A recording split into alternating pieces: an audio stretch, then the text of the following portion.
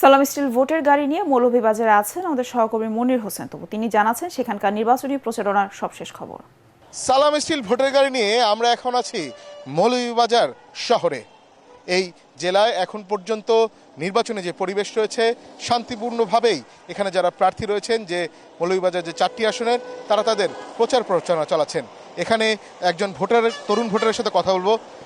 আপনি একটু বলবেন আপনারা দের এলাকায় এখন নির্বাচনী প্রচারণা বা পরিবেশ কীরকম মনে হচ্ছে? আমাদের মৌলভীবাজার শহরে নির্বাচন প্রচারণা এখন মোটামুটি সুন্দরভাবেই আছে, কোনো মারামারি কোনো ঝামেলা নেই। আপনারা এখন কি প্রত্যাশা করছেন যে আপনাদের যে অধিকার রয়েছে সেই অধিকার কি প্রয়োগ করতে পারবেন 12 ফেব্রুয়ারি? ইনশাল্লাহ। এখানে অনেক ভোটারের সাথে আমাদের কথা হয়েছে। তারা বলছেন নির্বাচনে যারা প্রার্থী রয়েছেন তাদের মধ্যে প্রতিযোগিতা হোক, তবে কোনো হিংসা বিদ্বেষ কিংবা মারামারি হানাহানি তারা চান না। তারা চান যিনি এই আসন থেকে নির্বাচিত হোক তিনি যেন এই মৌলভীবাজার উন্নয়নের জন্য কাজ করেন। সালাম স্টিল ভোটের গাড়ি নিয়ে এই ছিল আমার কাছে সবশেষ।